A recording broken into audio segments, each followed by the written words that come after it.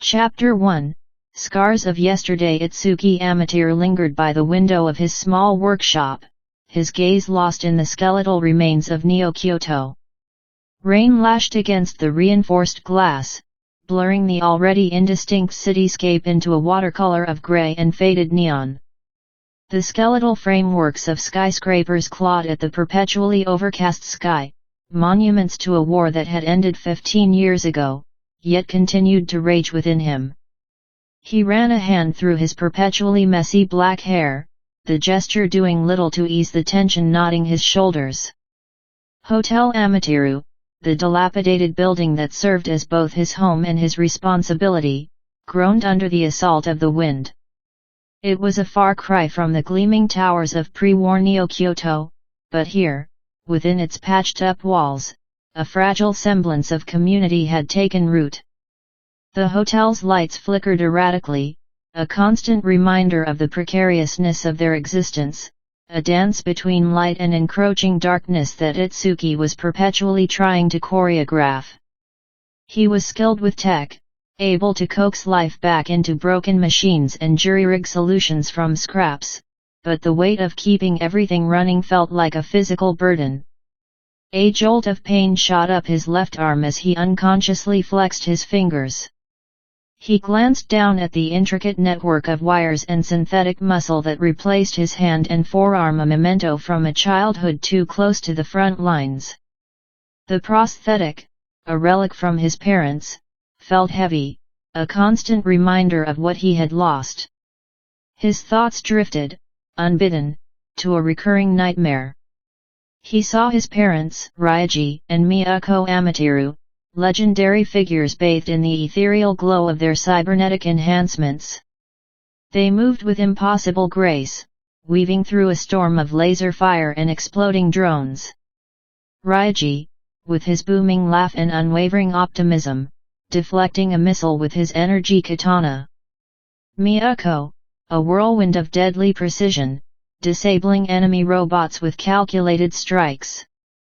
They were a force of nature, a beacon of hope against the encroaching darkness of Volta's Rex. Then, the darkness would consume them, a blinding flash followed by an echoing silence.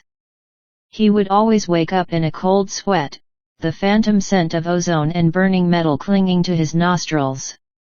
They had sacrificed themselves to stop a full-scale Volta's Rex assault, buying the Allied forces enough time to push back and ultimately win the First Cyber Ninja War. Their names were etched in history, whispered with reverence. But to Itsuki, they were simply Mom and Dad. He turned away from the window, the weight of his memories pressing down on him. The workshop, usually a sanctuary, felt like a cage. Tools lay scattered across the workbench, half-finished projects abandoned in his restless state. He needed to focus, to fix the generator before the power failed completely, but his thoughts kept circling back to the past, to the impossible expectations that clung to him like shadows. A gentle hand touched his shoulder, pulling him from his reverie.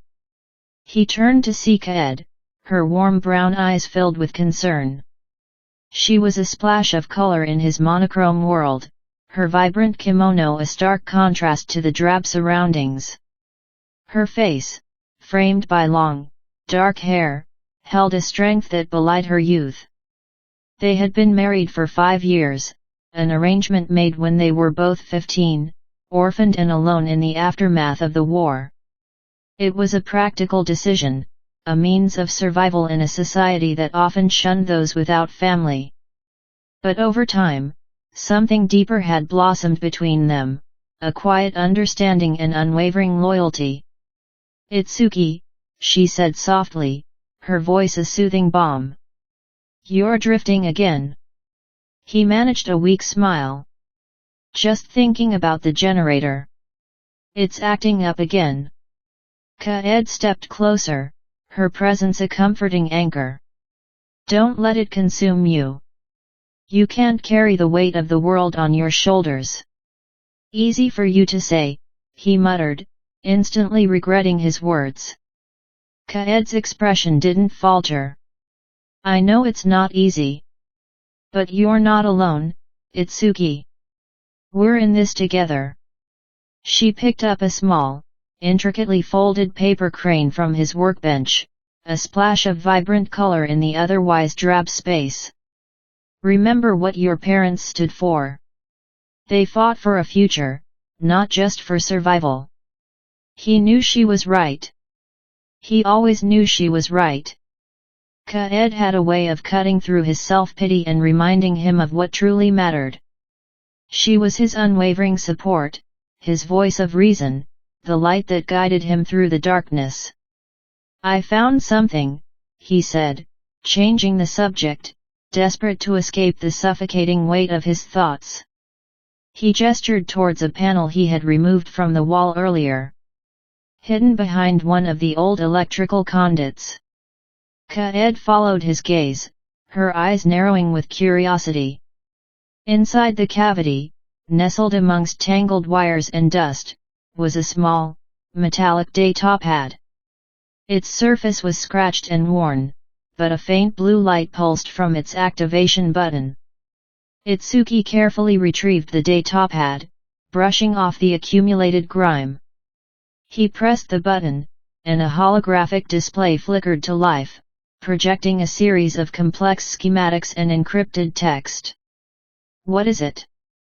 Kaed asked, peering over his shoulder. Itsuki frowned, his fingers flying across the datapad's interface. It's an old strategic report from the first Cyber Ninja War. Classified information about Vultus Rex. A chill ran down his spine. Vultus Rex?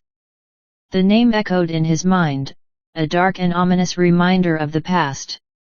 He had believed they were defeated, eradicated after his parents' sacrifice. But the data on the screen suggested otherwise. He scrolled through the report, his heart pounding in his chest. There were references to hidden cells, sleeper agents, and contingency plans. One line, in particular, caught his eye: Vultus Rex, dormant, but not extinguished. Prepare for resurgence. His breath hitched in his throat. They're not gone, he whispered, his voice barely audible. They're coming back. Kaed placed a hand on his arm, her touch firm and reassuring. Are you sure? It could be outdated information. Itsuki shook his head, his gaze fixed on the datapad. This is too detailed, too specific. Someone wanted this hidden, someone knew they might return. He felt a familiar wave of fear wash over him, the same fear that had haunted him since childhood. The fear of loss, the fear of failing, the fear of being unable to protect those he cared about. He had spent years trying to bury the past, to escape the shadow of his parents' legacy. But now, it was clawing its way back, threatening to engulf him once more.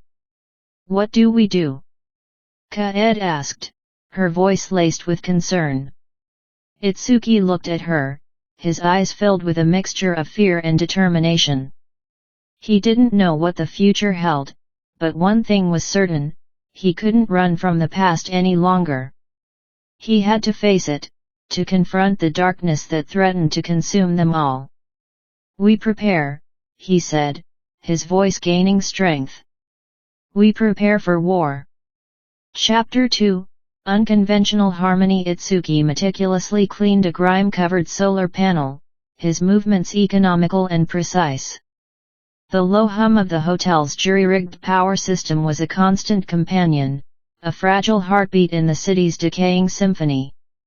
He wiped away the last smudge, then adjusted the panel's angle, maximizing its capture of the filtered sunlight that pierced the perpetual smog.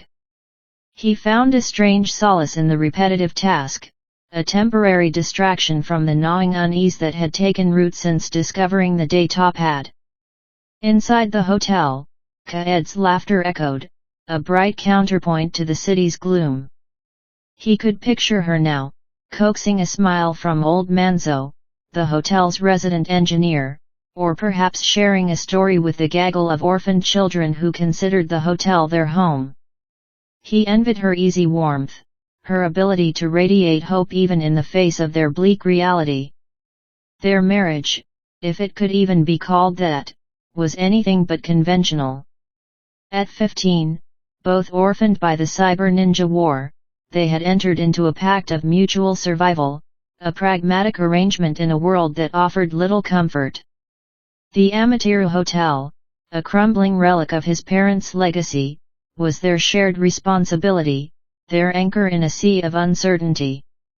Society whispered, judging their youth, their circumstances, their defiance of tradition.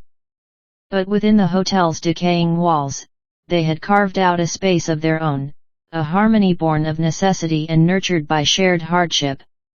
He descended from the roof, the metal stairs groaning under his weight. The hotel's lobby was a chaotic tableau of salvaged furniture, mismatched decorations, and the hopeful faces of its residents. Manzo, his face etched with wrinkles that spoke of a lifetime spent wrestling with technology, was tinkering with a broken synth, its wires spilling out like metallic entrails. The children, their faces smudged with dirt, were engaged in a boisterous game of tag, their laughter momentarily eclipsing the ever-present hum of the city. Dr. Ito, weary lines framing his kind eyes, was tending to a patient in a makeshift clinic in the corner, his gentle touch offering a semblance of healing in a world scarred by violence. They were an odd collection of souls, united by their shared vulnerability and their reliance on the Amaterasu Hotel as a refuge. And in turn, they relied on Itsuki and Kaed. "Itsuki, could you take a look at this?" Manzo called out, his voice raspy with age. "This old synth is on its last legs, but little Hana here is desperate to hear some music." Itsuki knelt beside Manzo, his fingers instinctively tracing the synth's damaged circuitry. He had a knack for fixing things, a talent inherited from his parents, who could coax life back into even the most broken technology. "Let's see what we can do," he said, his voice softer than usual.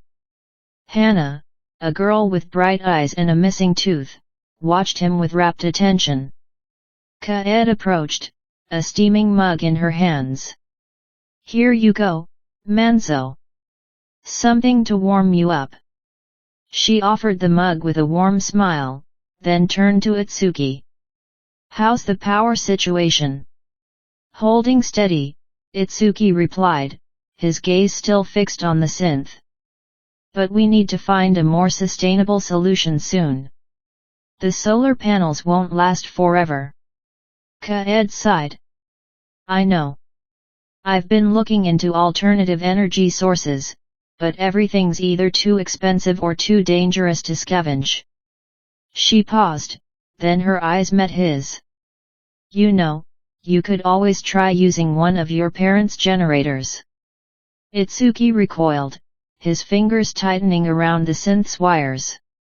"No," he said sharply. They're not for us." Kaed's expression softened. She knew his aversion to his parents' technology, the painful memories it evoked. "Itsuki, they wouldn't want you to let the hotel fall apart because of your feelings. They wanted to help people." He knew she was right, but the thought of wielding his parents' weapons, of stepping into their shoes, filled him with a paralyzing dread. He was no Raiji and Miyako Amaterasu. He was just Itsuki, a survivor haunted by the past. Later that evening, after the children were asleep and the hotel had settled into a fragile quiet, Itsuki found Kaed on the rooftop, gazing out at the cityscape. The neon signs of Neo-Kyoto flickered against the darkness, casting an eerie glow on the war-torn streets. Despite the devastation, there was a strange beauty to it, a testament to humanity's resilience. He joined her, leaning against the crumbling railing. "What are you thinking about?" he asked, his voice barely above a whisper. Kaed turned to him, her eyes reflecting the city's artificial light. About hope, she said. About how even in the darkest of times, there's always something to fight for. He scoffed. Hope? Look around, Kaed.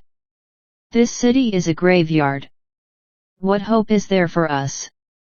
There's hope in the laughter of the children, in Manzo's tinkering, in Dr. Ito's healing hands, she countered, her voice firm. There's hope in the fact that we're still here, still standing. And there's hope in you, Itsuki. He looked away, unable to meet her gaze. Don't put that on me, Kaed. I'm not a hero. I'm just trying to survive. Kaed stepped closer, her hand gently touching his cheek. You're more than that, Itsuki. You have your parents' strength, their kindness, their unwavering commitment to protecting others. You just need to find it within yourself. He closed his eyes, leaning into her touch. In that moment, surrounded by the ruins of a broken world, he felt a flicker of something he hadn't felt in a long time, a spark of hope. I'm scared, Kaed, he admitted, his voice raw with emotion. I'm scared of losing you, of failing everyone. We're in this together, Itsuki, she said, her voice filled with unwavering resolve. I won't let you fail. And I won't let you face this alone. He opened his eyes, meeting her gaze. He saw not pity, but strength, determination, and an unwavering belief in him. He realized that Kaed was not just his wife in name, but his partner, his equal, his anchor in the storm. He reached out, taking her hand in his. Her touch was warm, reassuring, a lifeline in the darkness. Thank you, Kaed, he said, his voice filled with gratitude. For everything. She smiled, her eyes sparkling with affection. Always, Itsuki. As they stood there, hand in hand, overlooking the devastated cityscape, Itsuki felt a shift within him. The grief and fear that had consumed him for so long began to recede, replaced by a growing sense of purpose. He was still scared, still uncertain, but he knew that he wasn't alone. He had Kaed by his side, and together, they would face whatever challenges lay ahead. And perhaps, just perhaps, they could find a way to rebuild their shattered world, one act of kindness, one flickering neon light at a time. He had to protect her, and everyone else in the hotel. He wouldn't let anyone else die. That was a promise to himself, and to his parents. Chapter 3, Whispers of Voltu's Rex. Reports of increased bandit activity near the hotel prickled at the edge of Itsuki's awareness. He watched Kaed carefully arrange a vase of salvaged, bioluminescent flowers on the reception desk, their ethereal glow a stark contrast to the grim reality outside. Bandits are getting bolder, he muttered, leaning against the doorframe of his workshop, the faint scent of ozone lingering in the air. Old man Kenji saw a group of them near the south gate today. Said they were heavily armed. Kaed placed the last flower, her movements deliberate and calming. Bolder, or more desperate? Times are tough for everyone, Itsuki. She turned, her gaze meeting his. Her eyes, usually sparkling with optimism, held a flicker of concern. Desperate people do desperate things, Itsuki countered, his hand instinctively drifting to the worn leather strap concealing the cybernetic arm beneath his sleeve. And Voltu's Rex always used bandits as scouts. Kaed sighed softly. Let's not jump to conclusions. It could just be opportunistic scavenging. But even she sounded unconvinced. We should still be careful. I'll reinforce the outer defenses with scrap metal. Itsuki pushed himself off the doorframe, his mind already racing. I'll calibrate the perimeter sensors. They're old, but they might give us some warning. He hesitated, then added, maybe we should consider rationing supplies. Just in case. Their contrasting approaches were evident. Itsuki, ever cautious, preparing for the worst. Kaed, the eternal optimist, striving to maintain a sense of normalcy. It was a dance they'd perfected over the years, a delicate balance between pragmatism and hope. Later that evening, Itsuki sat hunched over his workbench, the cybernetic arm laid bare before him. It was a relic of his parents, a masterpiece of forgotten technology, sleek black metal interwoven with glowing blue veins of energy. He hadn't touched it in years, the memories it evoked too painful. Ryuji and Miyako Amiteru, legendary heroes, their lives cut short defending Neo-Kyoto from the first Voltus Rex onslaught. The arm was a symbol of their legacy, a legacy he felt unworthy to inherit. He ran a diagnostic scan, the arm humming softly as it came online. The internal systems were surprisingly intact, considering its age. He could feel the latent power thrumming beneath his fingertips, a power that both fascinated and terrified him. He remembered his father telling him about the arm, before the war. It's not just a weapon, Itsuki. It's an extension of yourself. A tool to protect those you care about. The words echoed in his mind, a painful reminder of his failure to protect his parents. A sudden flicker of the hotel's lights jolted him back to the present. He frowned. Power fluctuations had been a recurring problem lately, a symptom of the city's decaying infrastructure. But this felt different, more deliberate. He grabbed his tools and headed towards the main power generator, located in the hotel's basement. The air grew colder as he descended the creaking stairs, the only light source his handheld scanner. The basement was a labyrinth of pipes, wires, and discarded machinery, a testament to the hotel's long and troubled history. As he approached the generator, he noticed something amiss. A panel was ajar, wires sparking erratically. Someone had tampered with it. Sabotage. His heart pounded in his chest. This wasn't random banditry. This was targeted. He quickly rerouted the power flow, stabilizing the system, but the sense of unease lingered. He had to tell Kaed. He found her in the hotel lobby, surrounded by a group of residents.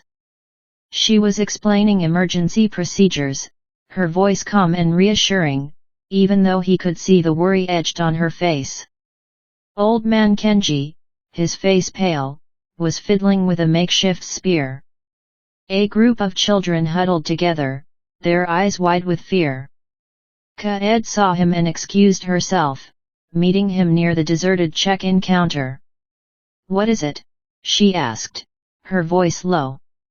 "Someone sabotaged the generator," Itsuki said, his voice grim.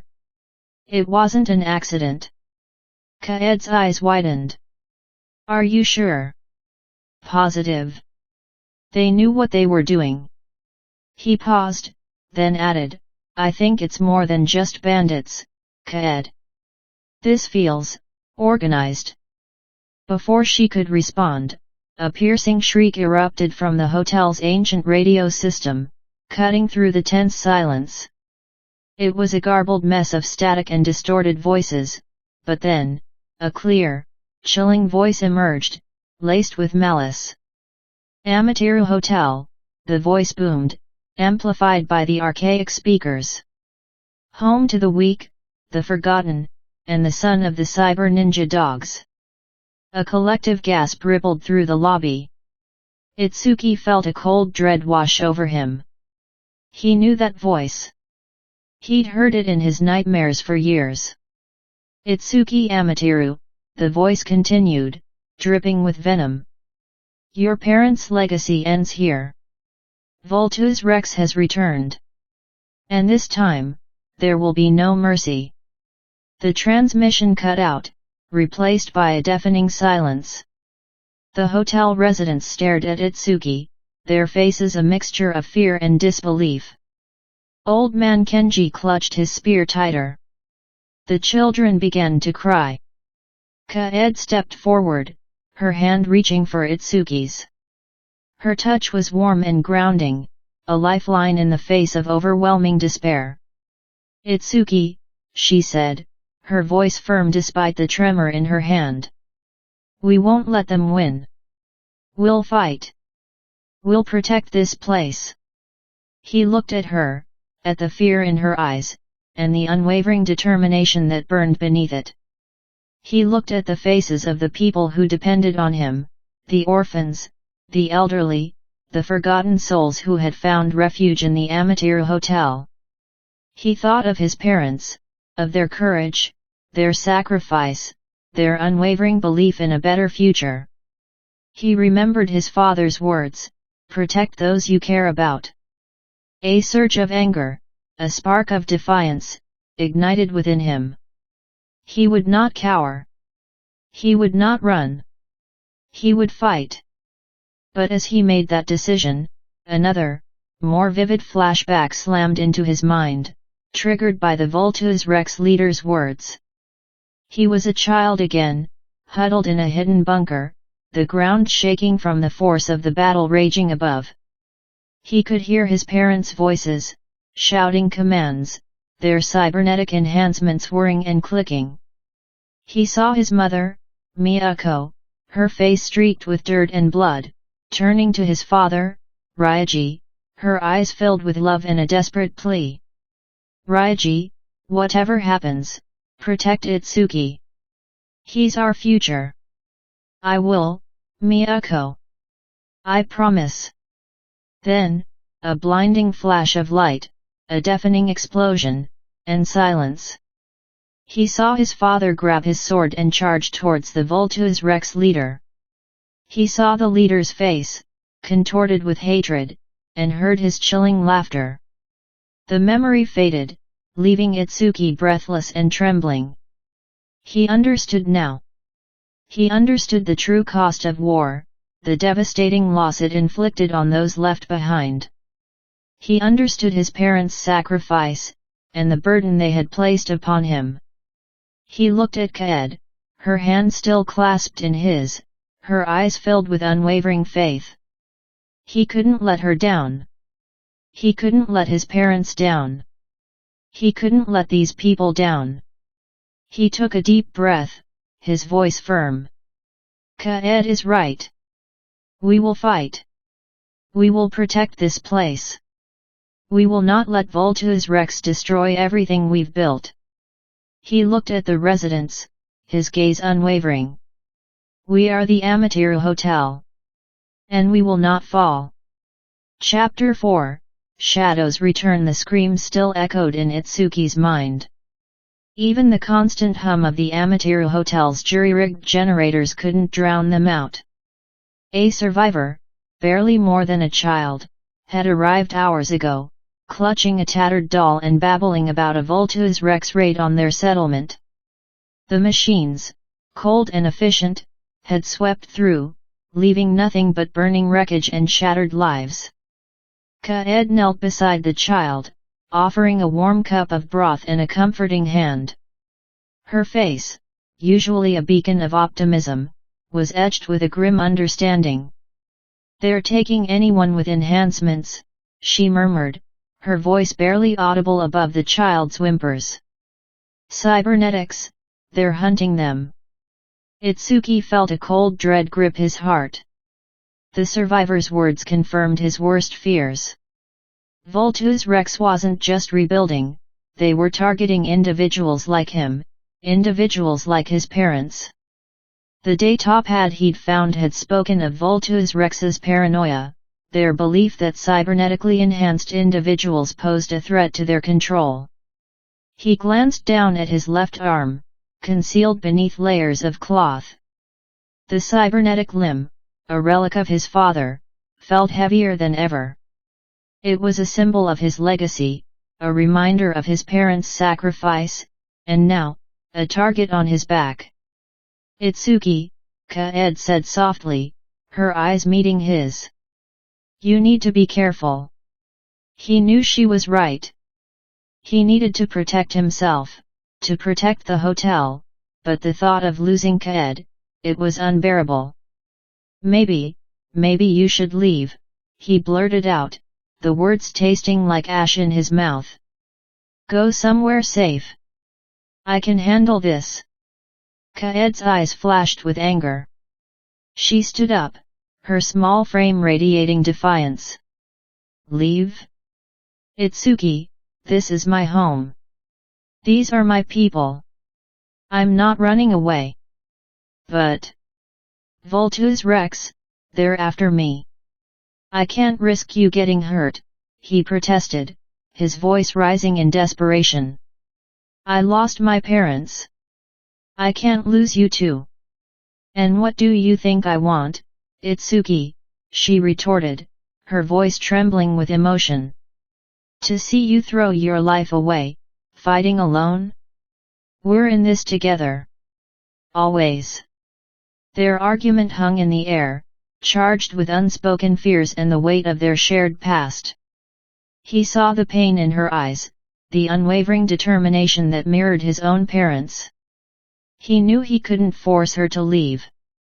She was as stubborn as she was compassionate, and her strength was his anchor. I just want you safe, he mumbled, his voice softening. Kaed stepped closer, cupping his face in her hands. I am safe, Itsuki. I'm with you. And together, we'll face this. We always do. Her words, laced with love and unwavering belief, chipped away at the wall of fear he had erected around his heart. He leaned into her touch, drawing strength from her presence. He was so lucky to have her. He took a deep breath, the air filling his lungs with a renewed sense of purpose. He had tried to protect her by pushing her away, but her refusal to leave had shown him the truth. They were stronger together. He pulled away slightly, his gaze meeting hers. Okay, he said, his voice firm. Okay, you stay. But we do this my way. I won't let them touch you. He turned and walked towards the small workshop he had set up in the hotel basement. It was time to stop hiding, to stop running from his legacy. He had a responsibility to protect Kaed, to protect the hotel, to protect everyone who had found refuge within its walls. He pulled out a worn metal case from beneath a workbench. Inside, nestled in faded velvet, lay the cybernetic arm he had inherited from his father. He had avoided it for so long, haunted by the memories it evoked. But now, he knew he couldn't ignore it any longer. He carefully attached the arm to his body, the cold metal melding with his flesh. He felt a surge of energy coursing through his veins as the cybernetics came online. The arm responded to his thoughts, its movements fluid and precise. He clenched his fist, feeling the raw power at his fingertips. He spent the next few hours familiarizing himself with the arm, practicing the combat techniques his father had taught him in his youth. The movements came back to him with surprising ease, as if the arm remembered the skills even if his mind had tried to forget. As he practiced, he realized that the arm wasn't just a weapon, it was a connection to his past, a link to his parents. He could almost feel their presence guiding him, encouraging him to embrace his destiny. Meanwhile, above him, the unsettling whir of approaching drones filled the air. The first attack on Hotel Amaterasu had begun. Kaed, having anticipated this, had already mobilized the hotel residents. The old engineer, Mr. Tanaka, had reinforced the windows and doors with scrap metal and makeshift barricades. The doctor, Mrs. Ito, had set up a triage station in the lobby, preparing for the inevitable casualties. Even the children, armed with slingshots and marbles, were ready to defend their home. She had even managed to reroute some of the city's old power grid to create makeshift electrical fences around the perimeter of the hotel. Itsuki burst from the basement, his cybernetic arm gleaming in the dim light. "They're here," he announced, his voice ringing with newfound confidence. "We're ready," Kaed replied, her eyes shining with determination. The drones descended upon the hotel, their weapons firing bursts of laser fire. The residents scattered, taking cover behind the barricades. Itsuki and Kaed moved as one, their movements perfectly synchronized. Itsuki used his cybernetic arm to deflect the laser blasts, his reflexes honed by years of training. He weaved through the chaos, taking down the drones with swift, precise strikes. Kaed, meanwhile, used her knowledge of the hotel's layout to guide the residents, directing them to safety and providing covering fire with a scavenged rifle. They fought side by side, their combined strengths creating a formidable defense. Itsuki's raw power and Kaed's strategic mind complemented each other perfectly. They were a force to be reckoned with, a symbol of hope in a world consumed by darkness. One by one, the drones fell from the sky, their metallic bodies crashing to the ground.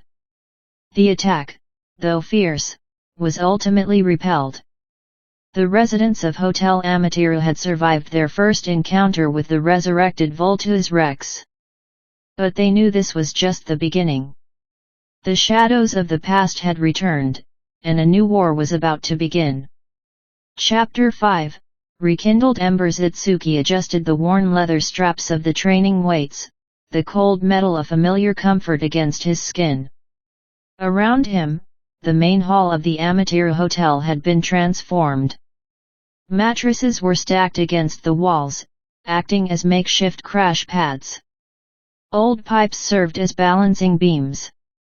The air hummed with nervous energy, the scent of sweat mingling with the ever-present aroma of recycled machine oil.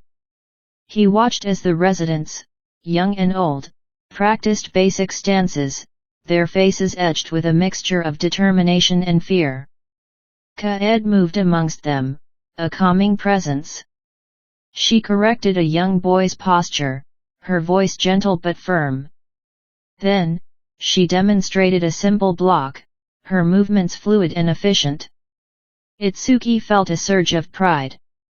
When he had initially suggested this training, he had expected resistance, excuses. Instead, Kaed had rallied them, transforming their fear into a collective resolve. He still felt the weight of responsibility pressing down on him.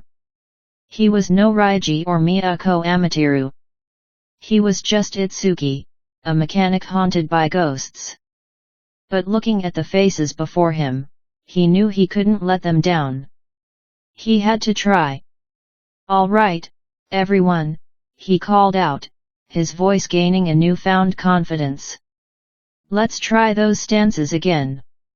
Remember, focus on your center, feel the ground beneath your feet." As they practiced, Itsuki's mind drifted back to the day Top had. The hidden training facility, it was a gamble, but their only hope. If he could unlock even a fraction of his parents' skill, it might be enough to give them a fighting chance. He just hoped it wasn't a fool's errand.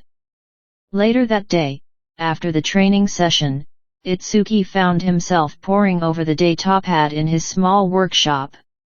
The schematics of the training facility were fragmented, corrupted by time and neglect. But he recognized the familiar Amaterasu family crest woven into the design, a stylized dragon coiled around a katana. A pang of grief shot through him, followed by a surge of determination. He would not let their legacy die. "Anything interesting?" Kaed asked, leaning against the doorway. Itsuki looked up, his face etched with exhaustion. "I think I've pinpointed the location," he said, pointing to a series of coordinates on the screen. "It's outside the city, hidden in the mountains. Apparently, my parents used it as a secret training ground." Kaed's eyes lit up. That's incredible, Itsuki. We have to go. Itsuki hesitated. It could be dangerous, Kaed. Voltus Rex might know about it. Kaed stepped into the room and placed a hand on his arm. We can't let fear control us, Itsuki. We have to be proactive. Her eyes held a mixture of determination and concern. Besides, she added with a soft smile, I think you need this. You need to connect with your parents, to understand their legacy. Itsuki knew she was right. He had been avoiding his past for too long. It was time to face it, head on. He reached out and took her hand, his fingers intertwining with hers. Okay, he said, his voice firm. We'll go. But we go together. That night, under the cloak of darkness, Itsuki and Kaed prepared for their journey. Kaed had packed light, practical gear, rations, medical supplies, a small toolkit. She had also insisted on bringing her modified stun baton, a testament to her resourcefulness. Itsuki carried his father's katana, its steel gleaming faintly in the moonlight. It felt heavy in his hand, a tangible link to the past. Before they left, Itsuki paused, looking back at the hotel. The flickering lights cast long shadows, making the building seem vulnerable, fragile. He turned to Kaed, his eyes filled with doubt. Are we doing the right thing? He asked. What if we fail? What if Voltus Rex attacks while we're gone? Kaed cupped his face in her hands, her touch gentle and reassuring. We won't fail, Itsuki. We're doing this for them, for everyone in that hotel. And I have faith in them. They're stronger than you think. She pulled him closer and kissed him, a soft, lingering kiss that conveyed all the love and support she felt for him. Besides, she whispered, I'll be setting up some more defenses, just in case. As they ventured into the ruins of Neo-Kyoto, Kaed's strategic mind was put to use, laying traps around the Amaterasu Hotel. She knew that Voltus Rex would likely target the hotel again, and she wanted to make sure they were prepared. She repurposed old security cameras, connecting them to a central monitor in the hotel lobby. She rigged up tripwires that would trigger alarms and release clouds of smoke, creating confusion and disarray. She even managed to reactivate some of the city's old defense systems, turning them against any potential invaders. She had been inspired by Itsuki's family's legacy and her need to keep everyone safe. The journey was arduous, the ravaged landscape a constant reminder of the cyber ninja war. They navigated treacherous alleyways, avoided patrols of scavengers, and scaled crumbling skyscrapers. The air hung thick with the stench of decay and the ever-present threat of danger. As they walked, Itsuki couldn't help but think about his parents. He remembered snippets of his childhood, his father teaching him how to wield a katana, his mother reading him stories of ancient heroes. He wondered if they had ever felt the same fear, the same doubt that plagued him now. They were scared, too, Kaed said, as if reading his mind. But they didn't let fear stop them. They fought for what they believed in. Itsuki looked at her, surprised. How did you know what I was thinking? Kaed smiled. I know you, Itsuki. Better than you think. She paused, her expression turning serious. Your parents weren't just warriors, Itsuki. They were also teachers, healers, protectors. They believed in the power of hope, even in the darkest of times. As they finally reached the location marked on the datapad, they found nothing but a collapsed mountainside. Disappointment began to set in, but Kaed was not ready to give up. They searched among the rubble until Kaed found a barely visible symbol. She brushed away the debris and revealed a hidden doorway, seamlessly integrated into the rock face. Inside, the facility was dark and silent. Itsuki activated his cybernetic arm, its internal generator humming to life, casting a soft blue glow on the surroundings. The facility was in disrepair, covered in dust and cobwebs. But the equipment was still intact: training dummies, weapon racks, holographic projectors. It was as if time had stood still. Suddenly, as Itsuki stepped further into the main training area, a holographic image flickered to life.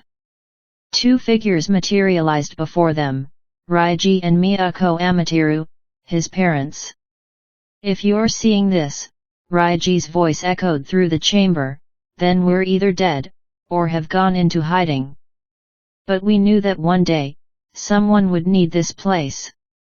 Miyako stepped forward, her expression warm and encouraging.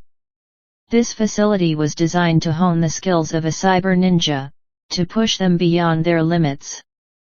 But it's not just about physical strength, or technical prowess. It's about heart, about courage, about the willingness to fight for what's right.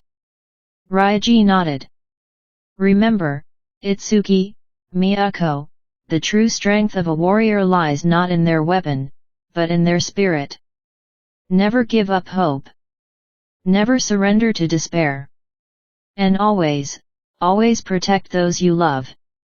The holographic image faded, leaving Itsuki and Kaed in stunned silence. Itsuki felt a wave of emotion wash over him: grief, gratitude, and a newfound sense of purpose. He looked at Kaed, his eyes filled with tears. "They were right," he said, his voice choked with emotion. "We can't give up. We have to fight." Kaed stepped forward and embraced him, her touch a source of comfort and strength. "We will, Itsuki," she said, her voice firm. Together. Back at the Amiteru Hotel, even with the new defenses in place, Kaed knew it was not enough. She began to train the residents on how to repair the electrical systems, reinforcing the hotel's structure and scouting the surrounding areas for resources. She taught them to rely on each other, turning the hotel into a well-oiled machine. Chapter 6: Forging a New Path. Itsuki stood in the center of the training facility, the holographic images of his parents flickering around him. Their words echoed in his mind, not as commands, but as gentle guidance. He moved through the katas, each punch and kick sharper, more focused than before. The cybernetic arm hummed, responding to his will with growing ease. He sparred with a training bot, its movements swift and precise, forcing him to push his limits. Sweat plastered his hair to his forehead, his breath coming in ragged gasps, but he pressed on. Flashbacks assaulted him: his parents' smiles, their sacrifices, the burning cityscapes of his childhood. He channeled the pain, the grief, the fear, and forged it into something new: resolve. Kaed's voice echoed in his mind: "You are not them, Itsuki, but you carry their spirit. Fight your way." Back at the Amiteru Hotel, Kaed was a whirlwind of activity. The old engineer, Hiroshi, a wizened man with cybernetic enhancements of his own, tinkered with the city's antiquated communication network. Kaed leaned over his shoulder, her brow furrowed in concentration as she watched the flickering screens. "Anything, Hiroshi-san?" "Almost there, Kaed-chan," Hiroshi mumbled, his fingers flying across the keyboard. "These old systems are stubborn, but I think I'm about to bypass the Voltus Rex firewall. They're using the city's old communications network to coordinate their attacks, the rats." Kaed bit her lip. "We need to warn the others." Just then, the makeshift alarm system, a series of connected scrap metal and motion sensors, blared to life. "Drones inbound!" a young boy shouted from his post on the roof. Kaed's expression hardened. Everyone, to your stations. Hiroshi-san, can you patch me through to Itsuki? Hiroshi nodded, his eyes glued to the screen. Almost. Got it. But the signal is weak, Kaed-chan. Very weak. Kaed grabbed the headset. Itsuki, can you hear me? We've got drones approaching the hotel. Static crackled in her ear. After a moment, Itsuki's voice came through, strained but clear. I hear you, Kaed. How many? Too many to count. We can handle them, but you need me here, Itsuki finished. I'm on my way. He ended the transmission, his heart pounding. He had to get back to the hotel, to Kaed. He deactivated the training bot and sprinted towards his modified motorcycle, a sleek machine built from scavenged parts.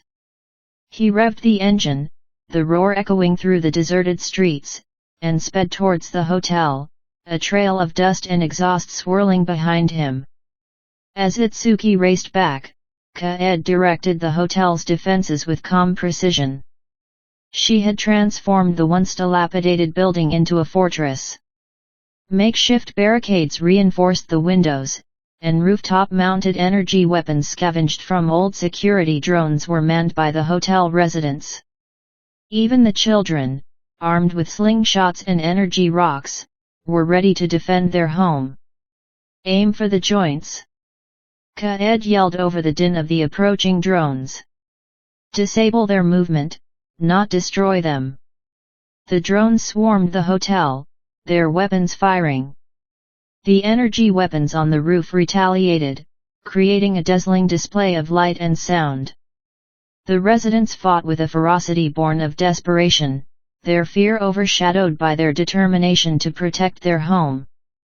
Back at the training facility, the holographic representation of Ryuji Amateru appeared, his image flickering slightly. You carry a heavy burden, Itsuki, he said, his voice grave. But you are not alone. Your strength lies not just in your skill, but in the bonds you forge. Itsuki paused, his breath catching in his throat. But what if I fail? What if I can't protect them? Miyako Amateru's image materialized beside Ryuji's. Then you will stand with them. You will fight with them. And you will never give up hope. That is the Amateru way. Itsuki closed his eyes, his heart swelling with renewed purpose. He was not just fighting for himself, or for Kaed, but for everyone who had lost everything. He was fighting for a future where hope could flourish, even in the darkest of times. At the hotel, the drone attack intensified. One of the rooftop energy weapons was hit, sending sparks flying. Kaed rushed to repair it, dodging laser fire. Suddenly, a drone broke through the defenses and descended towards her, its weapon aimed. Just as it was about to fire, a figure leapt from the shadows, intercepting the drone. Itsuki landed gracefully, his cybernetic arm glowing with power. He tore the drone apart with his bare hands, the metal screeching in protest. Kaed, he shouted, his voice filled with concern. Are you all right? Kaed ran to him, relief flooding her face. I'm fine. But we need to push them back. Together, they fought side by side, their movements fluid and synchronized. Itsuki's raw power and Kaed's strategic mind were a perfect combination. They disabled drones, protected the residents, and inspired everyone to fight harder. As the tide of the battle turned, Kaed spoke into the comms. Hiroshi-san, did you manage to contact the other settlements? Yes, Kaed-chan, Hiroshi replied, his voice crackling with excitement. They're on their way. Reinforcements are coming. News that reinforcements were on their way spread through the hotel, boosting morale even further. The residents fought with renewed vigor, pushing back the remaining drones. Meanwhile, the Vultus Rex leader watched the battle unfold from his heavily fortified base. He clenched his fist in anger. "Amaterasu," he snarled. "He's becoming a real threat. I will deal with him personally." Back at the hotel, the last of the drones were destroyed or disabled. The residents cheered, their faces flushed with victory. But Kaed knew that this was just the beginning. "This is only a small victory," she said, her voice serious. "Vultus Rex will be back. We need to be prepared." Itsuki nodded, his eyes filled with determination. "We will be," he said. "We will be ready." He looked at Kaed, his heart overflowing with love and gratitude. He knew that he could face anything, as long as he had her by his side. Kaed had managed to contact other survivors, and they had agreed to meet to discuss forming a network of allies to fight against Vultus Rex. The Vultus Rex leader learned of Itsuki's training and saw him as a specific threat, escalating their personal vendetta. He began to focus his resources on eliminating Itsuki, determined to crush the Amaterasu legacy once and for all. Chapter 7 United Front representatives from the Allied settlements trickled into the Amaterasu Hotel, a motley collection of survivors each bearing the weight of their own losses and the hopes of their communities. The air crackled with a mixture of anticipation, distrust, and sheer exhaustion. Each group was distinct, some clad in scavenged armor, others in repurposed civilian clothing, their faces etched with the harsh realities of Neo-Kyoto. Itsuki watched them arrive, a knot of anxiety tightening in his stomach. He was used to fixing broken tech, offering shelter to the vulnerable, but leading a coalition? That was new territory. He stood beside Kaed, her presence a grounding force amidst the swirling uncertainties. The main hall of the hotel, usually a place of quiet refuge, buzzed with hushed conversations and nervous energy. Kaed, ever the diplomat, greeted each delegation with a warm smile and genuine interest, subtly diffusing the tension. She introduced them to the makeshift conference room, a space cleared of furniture and illuminated by a jury-rigged lighting system powered by the hotel's erratic generator. The initial meeting was stiff. Representatives eyed each other warily, their body language radiating skepticism. Old grievances and conflicting ideologies simmered beneath the surface. There was Kenji, a gruff former soldier from the Steel Ridge settlement, known for its heavily fortified defenses and unwavering pragmatism. Then there was Hana, a charismatic leader from the Riverbend Collective, a community that prioritized sustainable living and peaceful coexistence. And lastly, there was Takeshi, a calculating strategist from the Tech Haven Enclave, a group that hoarded pre-war technology and valued logic above all else. Itsuki presented his plan, a holographic projection shimmering in the center of the room, showcasing Vultus Rex's heavily fortified base. He detailed the layout, the known defenses, and the potential entry points.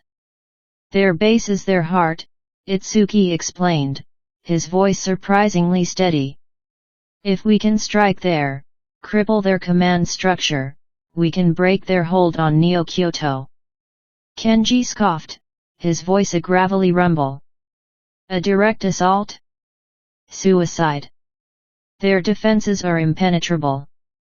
We'd be throwing our people into a meat grinder." Hana nodded in agreement. "Violence only breeds more violence. We should focus on disrupting their supply lines, weakening them from within." Takeshi, his eyes gleaming with cold calculation, chimed in. "A frontal assault is illogical. We should analyze their weaknesses, exploit their vulnerabilities. We need more data." Itsuki felt a wave of frustration wash over him. He had anticipated resistance, but the level of distrust and disagreement was disheartening. He looked at Kaed, seeking her guidance. Kaed stepped forward, her voice calm and measured. "We appreciate your concerns," she said, addressing the representatives. "But we cannot afford to wait.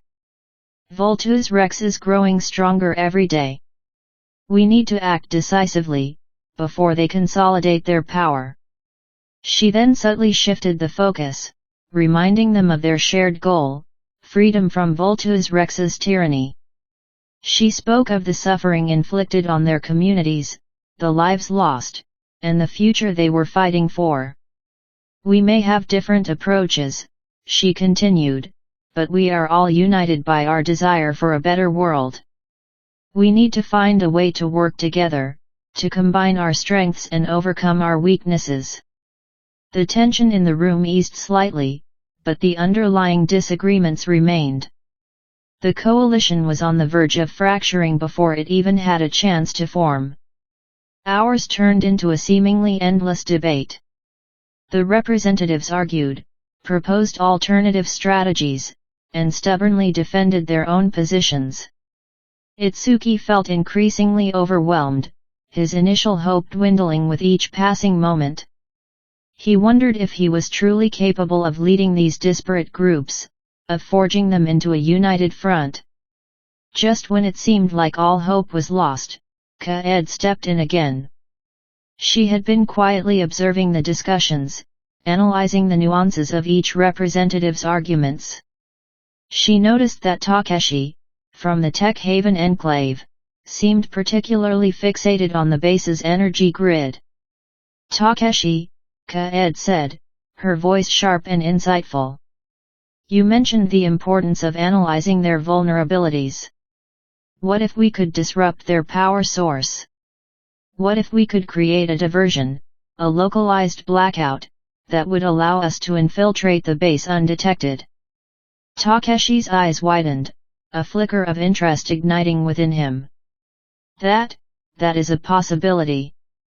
Their energy grid is complex, but potentially vulnerable to a targeted cyber attack. Kaed continued, building on Takeshi's idea. She proposed a modification to Itsuki's plan, utilizing her knowledge of Vultus Rex's technology and infrastructure. "We could use a modified EMP device to disable a section of their power grid," she explained. "It would create a temporary window of opportunity for a small team to infiltrate the base and disable their main defenses from within."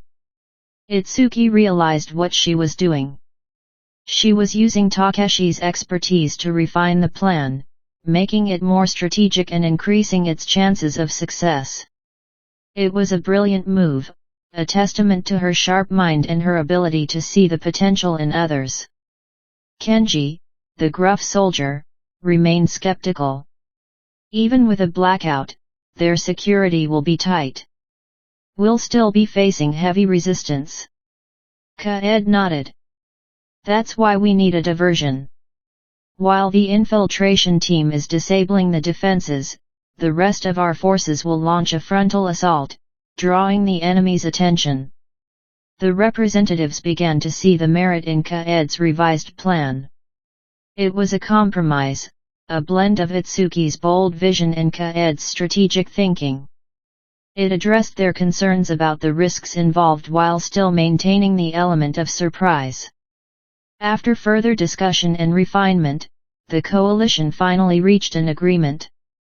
They would proceed with the modified plan, combining the frontal assault with the infiltration and the EMP-induced blackout. It was a fragile alliance, forged in the crucible of shared adversity, but it was a start. As the meeting drew to a close, Itsuki and Kaed shared a brief but intimate moment. Standing by a window overlooking the ravaged cityscape, they held each other's gaze, their eyes reflecting a mixture of hope and apprehension. "You were amazing in there," Itsuki said, his voice filled with admiration. "You managed to unite them, to find a way forward." Kaed smiled, her eyes sparkling with determination. "We did it together," she said. We are stronger when we work as one. Itsuki cupped her face in his hands, his heart swelling with love and gratitude. I don't know what I would do without you, he whispered. Kaed leaned in and kissed him, a tender and passionate kiss that sealed their commitment to each other and to the fight ahead. We're in this together, Itsuki, she said, her voice filled with unwavering resolve. We will face whatever comes our way, side by side. The following hours were a flurry of activity as the coalition prepared for the assault. Soldiers checked their weapons, engineers calibrated their equipment, and medics prepared their supplies. The Amaterasu Hotel transformed into a staging ground for war, a hive of activity fueled by adrenaline and determination. As the sun began to set, casting long shadows across the cityscape, the combined forces gathered outside the hotel, ready to embark on their mission. Itsuki stood at the front of the group, his cybernetic arm gleaming in the fading light. He looked at Kaed, her eyes filled with a fierce love that gave him strength. He raised his voice, addressing the troops. We are about to face a great challenge, he said, his voice ringing with newfound confidence. But we are not alone. We are united by our shared desire for freedom, for a better future. Let us fight with courage, with compassion, and with unwavering resolve. Let us show Voltus Rex that they cannot break us, that they cannot extinguish the flame of hope that burns within us. A roar of approval erupted from the crowd, a testament to Itsuki's leadership and the unwavering spirit of the coalition. With a final nod to Kaed, Itsuki turned and led the charge towards Voltus Rex's base, the fate of Neo Kyoto hanging in the balance. The first wave of the assault began. Chapter 8, The Heart of the Machine. The coalition forces slammed against the unyielding walls of the Voltus Rex stronghold. Explosions rocked the ravaged landscape outside, each tremor felt deep within the metal bones of the fortress. Laser fire crisscrossed the sky, painting fleeting strokes of vibrant color against the perpetual twilight. Despite their valiant efforts, the Allied forces were struggling. Voltus Rex's defenses were formidable, honed by years of technological advancement and fueled by a ruthless efficiency. The initial surge had stalled, replaced by a grinding war of attrition. Inside the base, Itsuki and Kaed led their small team through a labyrinthine network of tunnels. The air hung thick with the smell of ozone and burning metal, a testament to the brutal conflict raging above. Itsuki moved with a newfound confidence, his cybernetic arm humming with power as he navigated the narrow corridors. His senses, heightened by the augmentation, picked up the subtle vibrations of approaching guards and the faint hum of hidden security systems. He moved with the grace of the cyber ninja his parents had been, a stark contrast to the hesitant young man he once was. Clear, Itsuki announced, motioning for the team to advance. Takeshi, the old engineer, shuffled forward, his face illuminated by the flickering light of his data pad. He muttered to himself as he worked, his fingers dancing across the screen, deciphering the complex schematics of the base. Beside him, Ren, a young woman who had lost her family in a Voltus Rex raid, gripped her makeshift weapon, her eyes filled with a mixture of fear and determination. As they rounded a corner, a laser grid flickered into existence, blocking their path. Itsuki tensed, ready to react, but Kaed stepped forward, her eyes scanning the intricate pattern. "Give me a minute," she said, her voice calm and focused. She pulled out a small device, its surface covered in an array of wires and circuits. With practiced movements, she began to manipulate the device, tapping into the grid's control system. "Power rerouted," Kaed announced, a triumphant grin spreading across her face. "Takeshi, now!" Takeshi rushed forward, planting a small charge on the exposed control panel. A muffled explosion echoed through the tunnel, and the laser grid sputtered and died. The team pressed on, deeper into the heart of the machine. Suddenly, alarms blared, and red lights flashed, bathing the tunnel in an ominous glow. "We've been spotted!" Ren cried, her voice filled with panic. "Stay calm," Itsuki ordered, his voice firm. "Kaed, can you disable the security cameras?" "Working on it," she replied, her fingers flying across her data pad. But before she could finish, a squad of Vultus Rex soldiers rounded the corner, their weapons raised and ready. "Engage!" Itsuki commanded, leaping into action. He moved with blinding speed, his cybernetic arm a blur as he disarmed and incapacitated the soldiers. Ren, emboldened by Itsuki's example, fought with a ferocity born of grief and rage. Takeshi, despite his age, used his knowledge of the base to create diversions and traps, slowing down the enemy advance.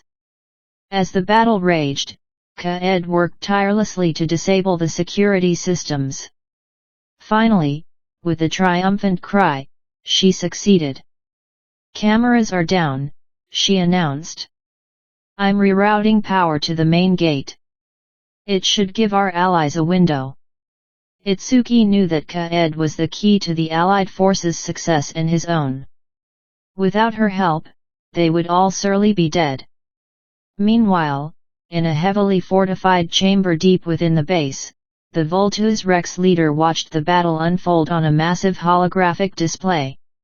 His face was a mask of cold fury as he saw Itsuki and his team advancing through the tunnels. "Amaterasu," he hissed, his voice dripping with venom. "His parents' legacy will end here." He slammed his fist on the console, activating a series of security protocols. "Seal off Sector 7. Deploy the Sentinels. I want Amaterasu and his little friends eliminated." Back in the tunnels, Itsuki and his team encountered a new threat, hulking robotic sentinels, armed with heavy artillery. The sentinels moved with terrifying speed and precision, their weapons tearing through the tunnels. "We can't take them head-on," Kaed shouted over the din of battle. "We need to find a way around them." Itsuki scanned the tunnels, his mind racing. He remembered a hidden maintenance shaft his father had mentioned in one of his old journals. "There's a way through," he said, pointing to a barely visible opening in the wall. "But it's going to be tight." The team squeezed through the narrow shaft, barely avoiding the sentinels' relentless fire. They emerged into a dimly lit chamber, filled with humming machinery and sparking wires. "This must be the power core," Takeshi said, his eyes wide with awe. "This is it," Itsuki said, his voice grim. "Kaed, can you overload the system?" "I can try," she replied, "but it's going to take time. And it'll alert the entire base." "We don't have a choice," Itsuki said. "Do it." Kaed began to work, her fingers flying across the control panels. The machinery around them began to hum louder, the air crackling with energy.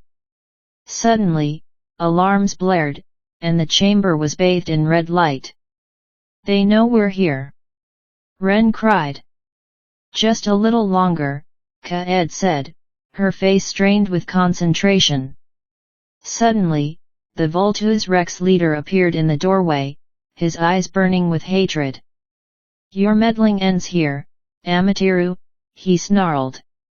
"I will avenge my family." Itsuki stepped forward, his cybernetic arm crackling with energy. "This ends now," he said, his voice cold and resolute. "Your reign of terror is over." The two warriors lunged at each other, their weapons clashing in a shower of sparks. Itsuki fought with a ferocity born of desperation, fueled by his love for Kaed and his desire to protect his community. The Vultus Rex leader was a formidable opponent, his cybernetic enhancements giving him incredible strength and speed. But Itsuki was not alone. Kaed, despite the danger, continued to work on overloading the power core, her determination unwavering. She knew that the fate of the entire rebellion rested on her shoulders. As Itsuki and the Voltus Rex leader battled, Kaed successfully rerouted power to the main gate. The Allied troops outside seized the opportunity, breaching the defenses and pouring into the base. Itsuki, knowing that the other Allied forces were in the base, pushed himself harder. He dodged another blow from the Voltus Rex leader, and landed one of his own, staggering the leader back. He continued his relentless assault, knowing that he had to win, for Kaed, for his parents, and for everyone counting on him. Finally, with a desperate cry, Itsuki disarmed the Voltus Rex leader. The leader stumbled, and Itsuki grabbed him, throwing him against the wall. The leader slid down the wall, defeated. Chapter 9, Love as a Weapon. Itsuki felt the shock of each blow reverberate through his cybernetic arm, the metal groaning under the Voltus Rex leader's relentless assault. Each parry, each block, was a testament to the training he had endured, the legacy he now carried. But the leader was relentless, his movements augmented by technology that seemed to anticipate Itsuki's every move.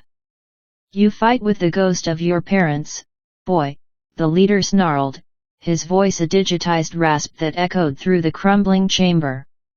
"But ghosts can't win wars. Only power does." The leader lunged, a cybernetically enhanced fist aimed at Itsuki's head. Itsuki ducked, the blow whistling past his ear, and retaliated with a swift kick to the leader's exposed side. The leader stumbled, but quickly regained his balance, a cruel smile twisting his lips. "You have spirit, I'll give you that," the leader said, wiping a trickle of blood from his mouth. "But spirit is no match for cold, hard steel. Your parents learned that lesson too late." The mention of his parents ignited a fire within Itsuki, a burning rage that threatened to consume him. He remembered their sacrifices, their unwavering belief in a better future, and the love that had bound them together. He wouldn't let their memory be tarnished by this monster. "You know nothing about my parents," Itsuki spat, his voice raw with emotion. "They fought for hope, for a world free from your tyranny. And I will honor their memory by ending you."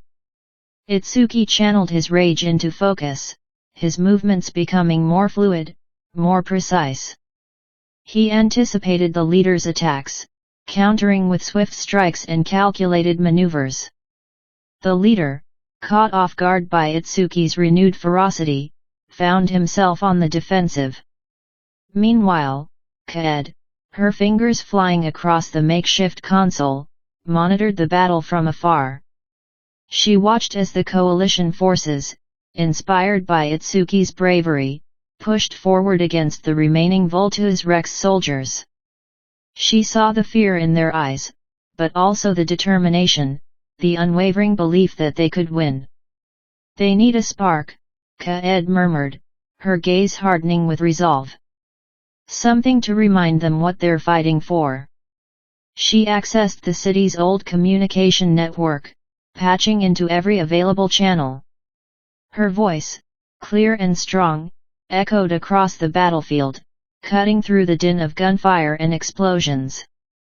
"People of Neo-Kyoto, we are at the precipice of a new world," she announced, her words laced with passion. "For too long, we have lived in the shadows, cowering in fear of Voltus Rex. But today, we stand together, united against their tyranny." She continued, her voice rising in intensity. "Itsuki Amaterasu, son of Ryuji and Miyako, is fighting for our freedom, for our future.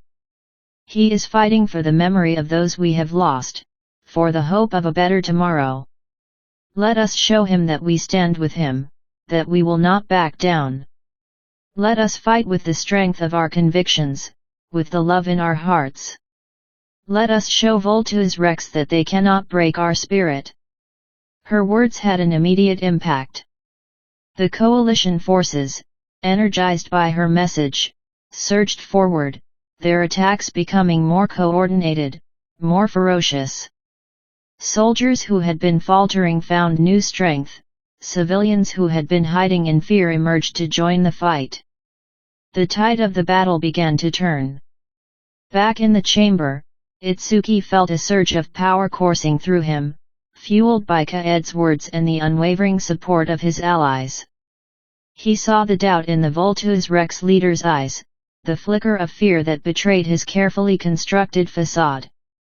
"You can't win," Itsuki said, his voice filled with conviction.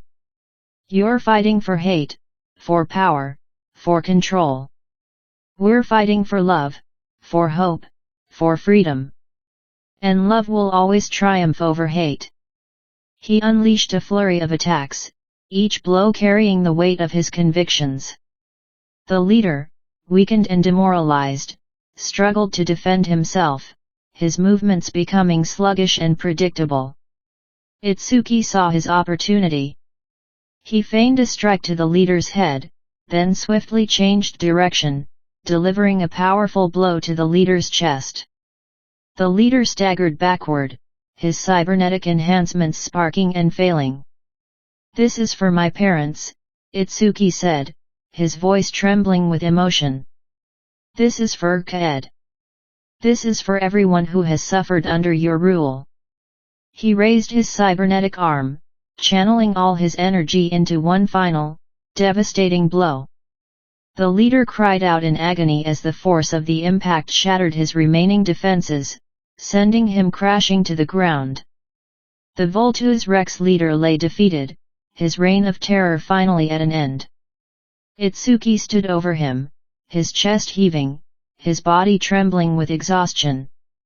But his eyes shone with triumph, with the unwavering belief that hope had prevailed. As the echoes of battle faded, Itsuki made his way through the wreckage, searching for Kaed. He found her near the entrance to the base, surrounded by cheering soldiers and grateful civilians. Their eyes met, and a wave of relief washed over him. He rushed to her side, embracing her tightly. "We did it," he whispered, his voice thick with emotion. "We actually did it." Kaed smiled, her eyes shining with pride. "We did it together," she said, her voice soft and loving. "Love is our weapon, Itsuki. And it's the most powerful weapon of all." The battle was won, but the war was far from over. The remnants of Vultus Rex still posed a threat, and the task of rebuilding their shattered society loomed large. But as Itsuki looked into Kaed's eyes, he knew that they could face any challenge, as long as they had each other. Their love was a beacon of hope, a promise of a brighter future, a testament to the enduring power of the human spirit. The world may be scarred, but it was also reborn, ready to be reshaped by love and compassion.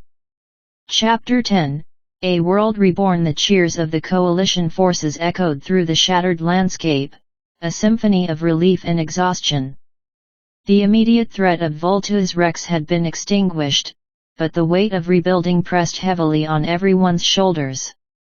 Debris and damaged infrastructure were everywhere, and the faces of the survivors were etched with the memories of loss.